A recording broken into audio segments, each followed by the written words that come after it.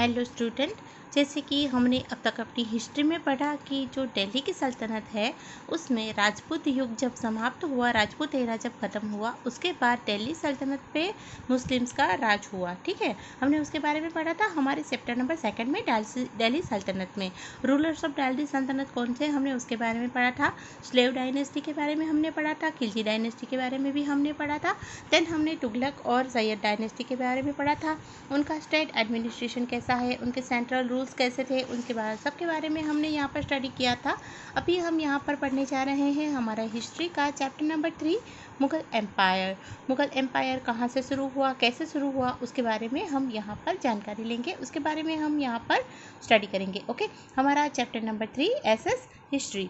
Have you seen the Taj Mahal, Red Fort of Delhi and Buland Darwaza of Fatehpur Sikri? All these architectural pieces were built by the Mughal rulers. Before establishment of Mughal rule, Sultanate period was there. Moreover, some Rajputs that were also there. क्या आपने कभी ताजमहल देखा है? आपने कभी red fort देखा है, लाल किला जो दिल्ली का है, और बुलंद दरवाज़ा फतेहपुर सिकरी में जो है उसे देखा है क्या? ये सारे जो आर्किटेक्चरल पीस है वो मुग़ल ने बनाए थे। मुग़ल कौन थे उसके बारे में हम अपने इस चैप्टर में डिटेल में स्टडी करेंगे। Okay, establishment of Mughal empire. Mughal empire was established by Babur in 1526 AD anno domini. His original name was Zahiruddin Muhammad Babur. उसका पूरा नाम क्या था? ज़हीरुद्दीन मोहम्मद बाबर। ओके, ये आपके MCQ में आ सकता है, तो आपको इसको डिटेल में अच्छे से स्टडी करना है, अच्छे से याद रखना है। In Panipat a battle was fought between Babur and Ibrahim Lodi. किन के बीच फॉट हुई थी, किन के बीच लड़ाई हुई थी? बाबर और इब्राहिम लोदी के बीच में हुई थी। एंड डेट कौन सी थी? 20 अप्रैल 1526। This battle is known as the first battle of Panipat. इसको पानीपत की पहली लड़ाई के नाम से भी जाना जाता है। Babur used cannons in the battle and defeated Ibrahim Lodi and laid foundation of the Mughal Empire in India। किसने पाया रखा था मुगल एम्पायर का? उसने क्या यूज़ किया था? कैनॉन यूज़ की थी, तोपें जिसको बोलते हैं।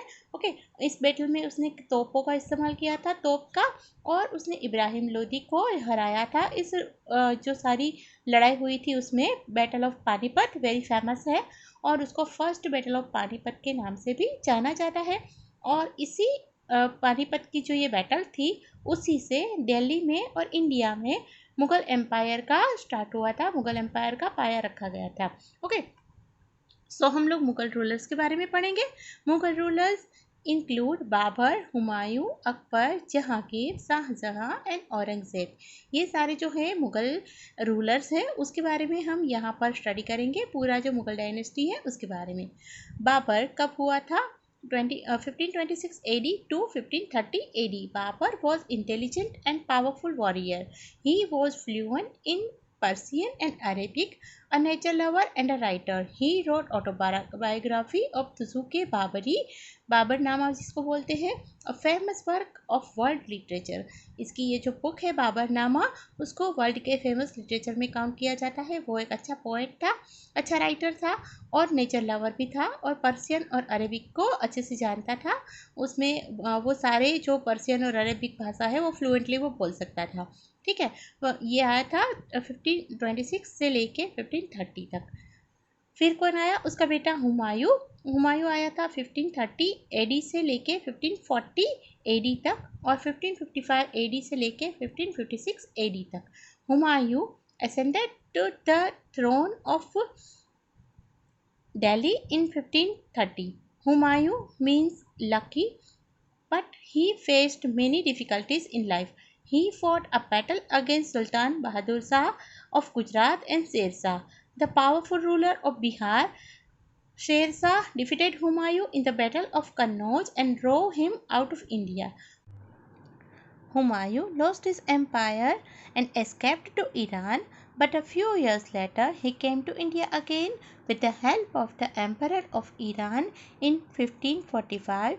He conquered Kabul, Kandahar in 1555 AD and re-established his rule over India.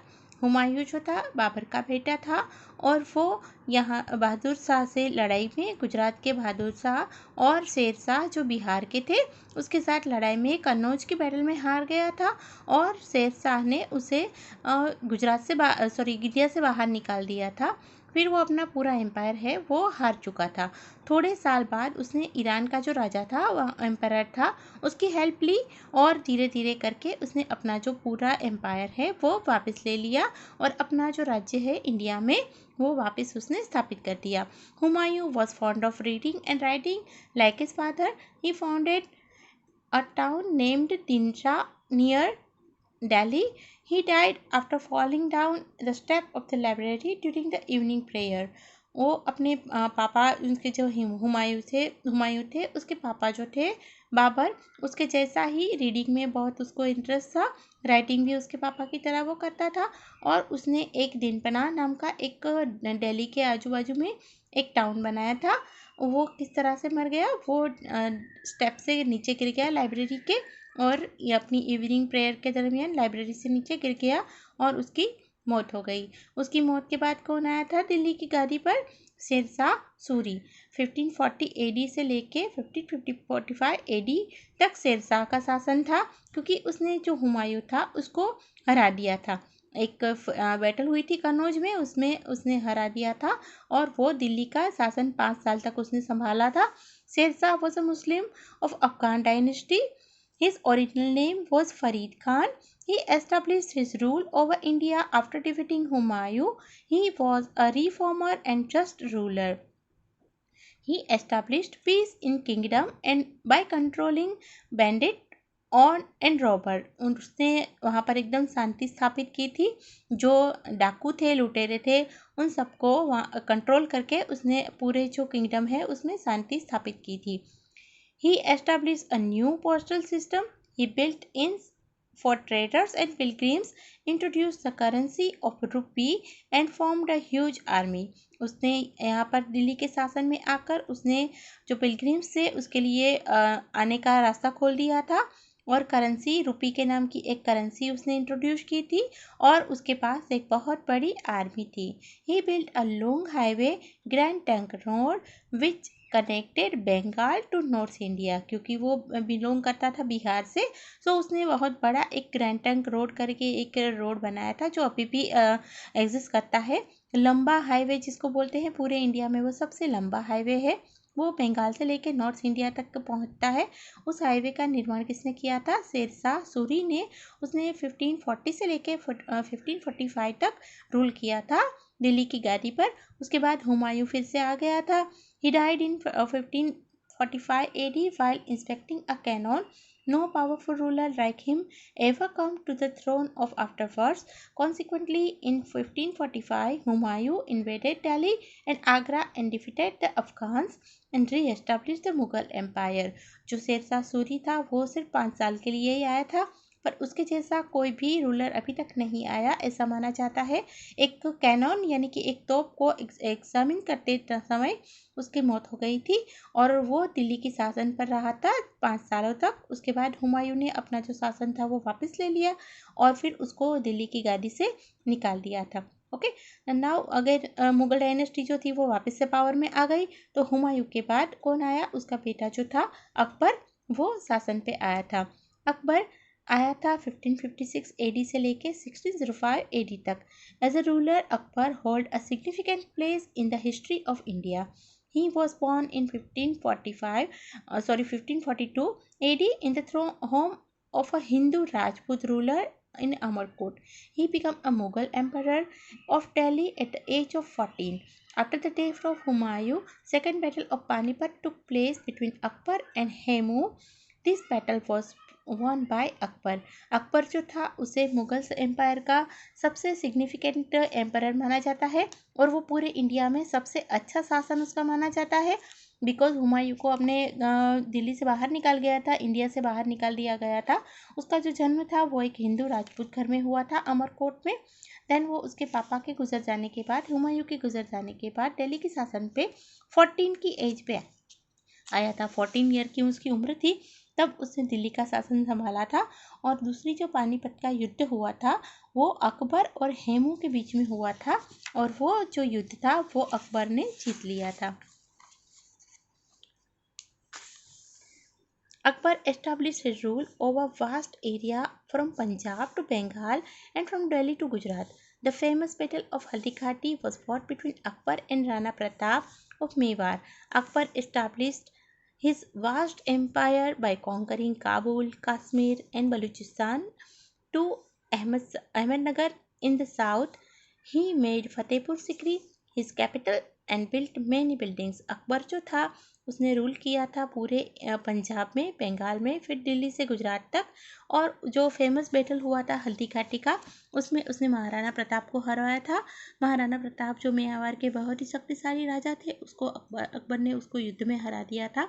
और उसके बाद उसने अपना बहुत बड़ा एम्पायर जो था वो बनाया था काबुल में, कश्मीर में, बलूचिस्तान से अहमदनगर जो साउथ में है वहाँ तक। फतेहपुर सिकरी जो है उसको अपना कैपिटल बनाया था उसने, और वहाँ पर बहुत सारी बिल्डिंग उसने बनाई थी। Akbar adopted a liberal religion policy towards the Hindus and started social relation with the Rajput. He appointed Rajput at high position in the army. The Rajput also helped him a lot with their bravery and adventure in conquering India. Rajput ने उसने अपने army में राजपूत लोगों को appoint किया था, और उसने राजपूत के साथ बहुत अच्छी पॉलिसी बनाई थी। अपनी जो हिंदू के साथ थी उसकी बहुत अच्छी अंडरस्टैंडिंग थी, और इसीलिए उसने अपने जो आर्मी थी उसमें भी राजपूत लोगों, हिंदू लोगों को वहाँ पर अपॉइंट किया था। और इसी वजह से उस हमारे सारे जो हिंदू है उसने अकबर की बहुत ज़्यादा हेल्प की थी अपने जो रूल है उसको बनाए रखने में। Akbar was a secular king. He brought together the best element of all religion and established select called Dine-Ilahi. He translated great texts like Ramayana, Mahabharata, Atharvaveda and Panchatantra, Bible and Quran into Persian. उसने Persian में ये सारी जो किताबें हैं उसका translation किया था, और उसने एक सेक्टर डिवाइड एक बनाया था जिसका नाम था दिने इलाही। उसने इसीलिए बनाया था कि उसमें सारे रिलीजन जो हैं वो एक साथ आ सके, और उसमें सबसे अच्छा जो है वो उसमें से निकाल जा सके, निचोड़ निकाला जा सके। इसलिए उसने दिने इलाही करके एक सेक्शन जो है वो बनाया था। उसने बहुत सारी टेक्स्ट को ट्रांसलेट किया था पर्सियन में, रामायण, महाभारत, अथर्ववेद, पंचतंत्र, बाइबल और कुरान को। Akbar was a social reformer. He opposed child marriage and Sati. He abolished pilgrim taxes and banned forced religious conversion. India was economically prosperous during the Akbar's rule. He began an era of social tolerance. Most of the part of India were under the region of Mughals at the time of Akbar's death in 1605 AD. ये जो अकबर था उसने बुलंद दरवाज़ा वगैरह बहुत सारी जो हैं वो बनवाई थी इमारतें। और अकबर जो था वो जब तक था तब तक हमारा जो इंडिया है वो प्रॉस्पेरिटी की पिक पर था। उसने जब तक रूल किया तब तक उसने पूरे एरिया को जो चाइल्ड मैरिज था, फिर जो पिलग्रिम्स के पास जो टैक्सेस लिए जाते थे, ऐसी बहुत सारे उसने बनाए थे, रूल बनाए थे कि इसमें से हमारे जो पूरा जो कंट्री है उसको कुछ न कुछ फ़ायदा हो सके। ओके, सो अकबर जो था वो मुग़ल एम्पायर का सबसे बेस्ट राजा माना जाता है। उसने बहुत सारे यहाँ पर चेंजेस वो किए थे, इसीलिए उसको सबसे अच्छा बेस्ट राजा माना जाता है। आज का हमारा ये सेशन हम यहाँ तक रखते हैं। आगे हम मुग़ल डायनेस्टी के बारे में और भी अगले पीरियड में जानकारी लेंगे। Okay, have a good day.